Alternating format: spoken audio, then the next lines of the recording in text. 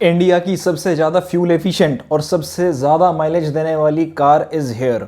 हमारे Indian context में जहाँ पे हर कस्टमर कितना देती है इस चीज़ के साथ ऑब्सेस्ड होता है, उसके लिए तो मार्केट ने बिल्कुल बुलसआई मारा है। गाड़ी में इतना इंटरेस्ट जनरेट हो गया था लॉन्च होने से पहले ही, अनवील होने से पहले ही, कि 9 दिनों में 13,000 बुकिंग हो गई, जिसमें से कि 54% बुकिंग तो उसके स्ट्रॉन्ग हाइब्रिड इंजन के लिए है। इससे पता चलता है कि लोग हाइब्रिड में कितने इंटरेस्टेड हैं। गाड़ी में एक अच्छा खासा इंटरनेशनल स्टैंडर्ड का ऑल व्हील ड्राइव टेक आता है, जो कि उनके बाहर के मॉडल्स के अंदर सेम टेक्नोलॉजी यूज होती है। गाड़ी में आता है इंटरनेशनल स्टैंडर्ड का ऑल व्हील ड्राइव टेक। इनकी ऑल ग्रिप टेक्नोलॉजी बाहर की गाड़ियों के अंदर भी यूज होती है और वही सेम चीज अनफिल्टर्ड इंडिया में भी यूज होएगी। गाड़ी का ग्लोबल लॉन्च हुआ था 20 तारीख को और ये कार एक्सपोर्ट भी होगी सेलेक्ट इंटरनेशनल मार्केट्स में, which includes Africa.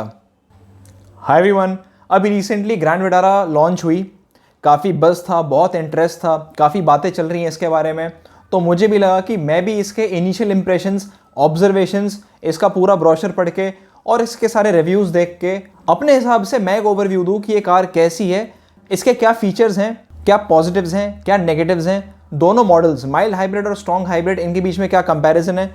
Competitor analysis अभी इस वीडियो में डिटेल में नहीं करूँगा, लेकिन कॉम्पिटिशन में कहाँ खरी उतर सकती है, वो क्या कंसर्न्स हैं, किस तरह की इसकी प्राइसिंग हो सकती है और इसकी टाइमलाइन, आज इसके बारे में डिटेल में बात करेंगे। प्लीज़ एंड तक ये वीडियो देखना। आई एम श्योर आपको कुछ ना कुछ टेक अवे ज़रूर मिलेंगे इस कार के बारे में इस वीडियो के थ्रू। अब शुरुआत करते हैं एक्सटीरियर से। एक्सटीरियर में फ्रंट पे आते हैं। फ्रंट के मामले में काफ़ी लोगों के मिक्स्ड रिस्पॉन्सेज हैं। कुछ लोग कह रहे हैं कि हाई राइडर से बेटर है, कुछ लोग कह रहे हैं कि नहीं हाई राइडर इससे बेटर है। तो मुझे ऐसा लगता है कि इसकी अपनी एक आइडेंटिटी है। हाई राइडर के साथ कंपैरिजन करना ना करना अपनी अपनी चॉइस है, लेकिन अगर मैं इसको एज अ मारुति प्रोडक्ट देखूं तो मैं आज भी अपने उस स्टेटमेंट के साथ स्टैंड करता हूं कि this is by far Maruti's best looking product. और मारुति की कार अगर किसी को चाहिए हो तो मुझे लगता नहीं कि इससे बेटर लुकिंग प्रोडक्ट कोई है, चाहे वो फ्रंट हो या रेयर हो या साइड हो। काफ़ी लोगों ने इसकी लुक्स को अप्रिशिएट भी करा है, काफ़ी लोगों को ये सामने से काफ़ी अच्छी लगी है। कुछ लोगों ने थोड़ी सी शिकायत करी है कि नहीं, जो कोरियन कॉम्पिटिटर्स हैं वो ज़्यादा बेटर लगते हैं, तो वो चलो उनकी अपनी चॉइस है। कुछ लोग ऐसे भी हैं जिन्हें इसका फ्रंट फेस या कुछ हेक्टर जैसा लग रहा है, क्योंकि जो डे टाइम रनिंग लैम्प्स हैं, वो जो एक पतली सी स्ट्रिप है, कुछ लोगों को लग रहा है कि उस चीज़ की वजह से इसमें कुछ हेक्टरिश लुक आ रही है। पर मुझे ऐसा लगता है कि हेक्टर और ग्रैंड विटारा फिर भी थोड़ी डिफरेंट है, बिल्कुल सिमिलर तो नहीं है। मुझे ऐसी कोई ज़्यादा सिमिलैरिटी नहीं नजर आई। मुझे फिर भी ऐसा लगता है कि ये गाड़ी डिस्टिंक्ट है अपने वे में। अगर साइड से देखा जाए तो कुछ जीप की कार्स जैसी नज़र आती है, खास करके अगर आप इसके व्हील आर्चेस देखें तो वो कर्व्ड नहीं है, राउंड नहीं है, दे आर ट्रेपिजॉइडल। ये थीम जीप की गाड़ियों में यूज़ होती है, जो कि इस कार के ऊपर काफ़ी अच्छी सूट कर रही है। अगर अलॉयस की बात करूँ तो मुझे इसके अलॉय व्हील्स का डिज़ाइन क्रेटा से बेटर लगा एंड अलॉयस का साइज़ भी अच्छा है। टायर साइज़ है 215/60 R17। थैंक गॉड मारुति ने 17 इंच के पहिए दिए हैं, बिकॉज जो गाड़ियां हैं जैसे XL6 और हेक्टर, मेरी हमेशा से ये शिकायत रही है कि इनके पहिए बॉडी साइज़ के मुकाबले बहुत छोटे लगते हैं, बट इस कार के अंदर the wheel size is proportionate to the overall body size. अगर इसकी रियर लुक्स की बात करें तो रियर लुक्स के ऊपर तो बहुत लोग फिदा हुए हैं। ऑलमोस्ट सभी लोगों ने कहा है कि ये पीछे से हाई राइडर से बेटर दिखती है। इसके टेल लैंप्स का जो डिज़ाइन है, ट्रिपल स्लेट टेल लैंप्स, और जो एक LED लाइट बार है जो उन्हें ज्वाइन करता है सुजुकी के लोगो तक, बहुत प्यारा, बहुत अच्छा लगता है। इनफैक्ट कहीं ना कहीं ये जीप मेरिडियन से इंस्पायर्ड हुआ भी आपको लगेगा। इंटीरियर की अगर बात की जाए तो बिल्कुल हाई राइडर जैसा ही है। इनफैक्ट काफ़ी ब्रेजा की भी याद दिलाता है ये। काफ़ी लोगों का मानना है कि अगर कोरियन राइवल्स के मुकाबले देखा जाए, यानी कि क्रेटा और सेल्टॉस, तो इसके इंटीरियर्स उतने ज़्यादा अप मार्केट और प्रीमियम नहीं लगते हैं, क्रेटा के और सेल्टॉस के ज़्यादा लगते हैं। मुझे ऐसा लगता है कि उसका पर्सनली रीज़न ये है कि उनकी जो टच स्क्रीन है वो ज़्यादा बड़ी है। वहाँ पे 10.25 इंच की स्क्रीन मिलती है, यहाँ पे 9 इंच की मिलती है। एंड उनकी जो स्क्रीन है, स्पेशली क्रेटा की अगर मैं बात करूँ, तो वो डैशबोर्ड में बहुत नीटली इंटीग्रेटेड है। इसकी ग्रैंड विटारा की जो स्क्रीन है वो अलग से बाहर से निकलती है, फिर इसके अंदर बॉर्डर्स भी बहुत ज़्यादा थिक हैं, स्क्रीन भी 9 इंच की है, तो इस चीज़ की वजह से थोड़ी सी प्रीमियम फील क्रेटा में ज़्यादा आती है। गाड़ी की सनरूफ काफ़ी अच्छी है। मारुति ने पहली बार पैनोरामिक सनरूफ इंट्रोड्यूस करके बहुत अच्छा करा, और इनफैक्ट जिन लोगों ने इसे बहुत नज़दीक से देखा है वो ये क्लेम करते हैं कि इसके सनरूफ के जो दोनों पार्ट्स हैं दोनों मूव करते हैं।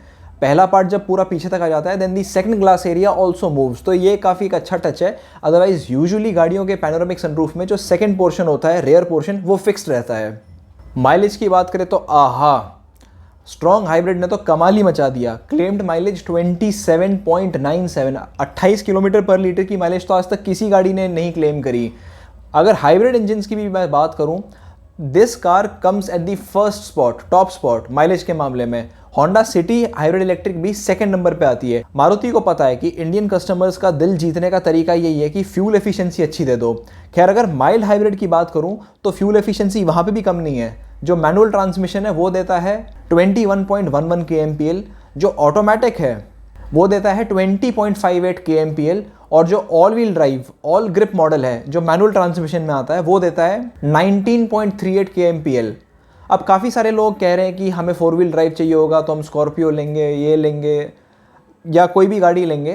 पहली बात तो इस सेगमेंट में, इस बॉडी टाइप में, मोनोकॉक चेसी में 4 व्हील ड्राइव या ऑल व्हील ड्राइव के ऑप्शंस हमारे पास है नहीं, तो वो एक गैप काफ़ी अच्छा फिल करा है मारुति ने।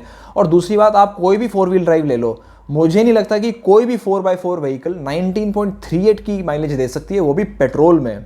अब मारुति के फीचर लिस्ट की अगर बात की जाए तो मैं फिलहाल माइल्ड हाइब्रिड और स्ट्रॉन्ग हाइब्रिड के बीच का डिफरेंस बताऊंगा।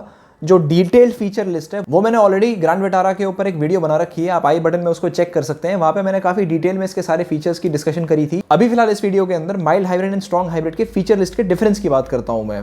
इस तरफ माइल्ड हाइब्रिड, इस तरफ स्ट्रॉन्ग हाइब्रिड, तो मेरी उंगलियों पर थोड़ा सा फोकस करना।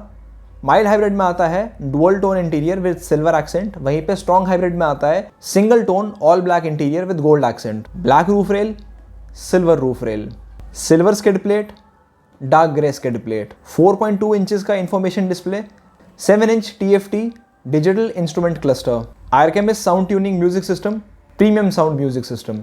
क्या डिफरेंस है वो मुझे भी नहीं पता, वो तो एक्चुअल में सुन के डिफरेंस पता चलेगा।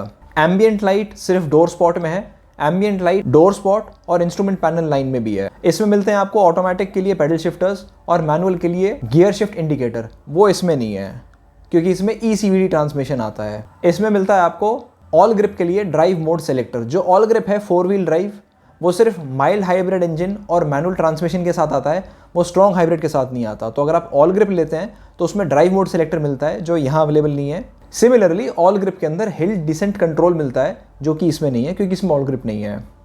अब स्ट्रॉन्ग हाइब्रिड के अंदर जो फीचर्स मिलते हैं जो माइल्ड हाइब्रिड में नहीं मिलते हैं, मैं वो लिस्ट आउट करता हूँ। Ventilated seats, heads up display, wireless charger, tyre pressure monitoring system और पडल लैम्प्स। अब ये मुझे एक चीज़ समझ में नहीं है मारुति की, भाई ऑल ग्रिप के अंदर आपने हिल डिसेंट कंट्रोल दे दिया, आप ड्राइव मोड सेलेक्टर दे रहे हो, पर मुझे ऐसा लगता है कि जो इंसान ऑफ रोडिंग के लिए जा रहा है और व्हील ड्राइव चाहिए जिसको, टायर प्रेशर मॉनिटरिंग सिस्टम उसके लिए शायद ज़्यादा ज़रूरी होगा। जिसको शहर में हाइब्रिड कार चलानी है उसको अगर नहीं भी पता कि उसके टायर में क्या प्रेशर है, तो भी वैसे तो ये एक एसेंशियल फीचर है, अच्छा सेफ्टी फीचर है, लेकिन मुझे लगता है ऑल ग्रिप के अंदर ये ज़्यादा सूट करता। तो अगर देना था तो दोनों में ही दे देते या फिर ऑल ग्रिप में दे देते। और वायरलेस चार्जर भी इतनी बड़ी चीज़ होगी कि उसमें कंजूसी कर दी। आजकल जितने भी लोग, और इनफैक्ट जो 20 लाख की गाड़ी लेगा टॉप मॉडल, उसके पास एक ऐसा फ़ोन तो होगा जो वायरलेस चार्जिंग सपोर्ट करता होगा। तो ऑल ग्रिप मॉडल में या फिर जो टॉप वेरिएंट था माइल्ड हाइब्रिड का, उसमें वायरलेस चार्जर दे देते, क्योंकि ये चीज़ है ना अब लग्जरी नहीं, ये चीज़ अब थोड़ा सा एसेंशियल हो गई है जो कि एक कार बायर इस प्राइस ब्रैकेट में एक्सपेक्ट करता है। चलो वेंटिलेटेड सीट, पडल लैम्प मैं फिर भी मान सकता हूँ कि लग्जरी फीचर हैं, वो आप एक्सपेंसिव मॉडल में दे सकते हो, लेकिन top of the line mild hybrid में TPMS और वायरलेस चार्जर तो आप दे सकते थे, at least all grip 4 wheel drive में तो दे देते। खैर कोई बात नहीं, मारुति की मर्जी है। बात करते हैं मिसिंग फीचर्स की, ऐसे फीचर्स जो कोई से भी मॉडल में नहीं है लेकिन जो इस प्राइस ब्रैकेट में हो सकते थे। रेन सेंसिंग वाइपर्स, दूसरी बात जो स्ट्रॉन्ग हाइब्रिड है उसमें वेंटिलेटेड सीट्स हैं, लेकिन जो ऑल ग्रिप मॉडल है जिसमें वेंटिलेटेड सीट नहीं है उसमें वेंटिलेटेड सीट्स के बटन की जगह ड्राइव मोड सेलेक्टर दे रखा है। मेरी अगेन वही शिकायत है कि दोनों चीज़ें क्यों नहीं दी। एक चीज़ जो मुझे लगी जो ये लोग डाल सकते थे, चाहे थोड़ा सा रेट बढ़ा देते, वो है ADAS, क्योंकि MG एस्टर के अंदर ये फीचर आ रहा है। जो नेक्स्ट जनरेशन सेल्टॉस है जो कि शायद हमारे यहाँ एंड ऑफ द ईयर या नेक्स्ट ईयर ऑटो एक्सपो में लॉन्च होगा, उस सेल्टॉस के टॉप वेरिएंट के अंदर भी ADAS होगा। तो अगर मारुति को फ्यूचर रेडी रहना है और आगे कुछ सालों तक अपने कंपटीशन को कट करना है तो ये एक फीचर था जो ये डाल सकते थे। और एक कमाल की चीज़ जो मुझे मिसिंग लगी ग्रैंड विटारा में, वो है फ्रंट फॉग लैंप्स और front parking sensor. Front fog lamps तो आप लोग ब्रेजा में देते हो, इसमें क्यों मिस कर दिए, इसमें भी दे देते। गाड़ी वैसे ओवरऑल अच्छी है बट ऑब्वियसली इसमें कुछ ना कुछ तो नेगेटिव्स होंगे जिसकी वजह से लोग क्रेटा, सेल्टॉस या दूसरी गाड़ियों की तरफ जाएंगे। हर गाड़ी परफेक्ट नहीं हो सकती, तो कुछ कॉन्स या कुछ मिस्ड आउट चीज़ें मैं और लिस्ट कर देता हूँ। गाड़ी के अंदर all wheel drive, all grip सब कुछ तो है, लेकिन उसका बहुत ज़्यादा फ़ायदा नहीं उठाया जा सकता क्योंकि गाड़ी की ऑफ रोड एबिलिटी थोड़ी सी लिमिटेड होगी। पहली बात तो इसकी ग्राउंड क्लियरेंस बहुत ज़्यादा नहीं है। अगर गाड़ी प्रॉपर ऑफ रोडिंग कर पाती तो एक ग्राउंड क्लियरेंस फिगर ज़रूर बताते हैं। कुछ गाड़ियां हैं जैसे Ford EcoSport, proper off roader नहीं थी लेकिन उसका ग्राउंड क्लियरेंस बहुत ज़्यादा हाईलाइट किया गया था उसके मार्केटिंग के टाइम पे। सिट्रोइन C3 उसकी 100 mm की ग्राउंड क्लियरेंस को भी सिट्रोइन वाले बहुत ज़्यादा हाईलाइट कर रहे हैं, उसको ब्रोशर में लिख भी रहे हैं। तो मुझे लगता है कि ग्रैंड विटारा वाले भी अगर चाहते हैं कि इसका ऑल ग्रिप मॉडल थोड़ा अच्छा बिके तो इनको ग्राउंड क्लियरेंस थोड़ी सी अच्छी देनी चाहिए थी और इस चीज़ को मार्केट करना चाहिए था कि गाड़ी ऊंची भी है, इसमें 4 व्हील ड्राइव है, ये गो एनीवेयर व्हीकल है।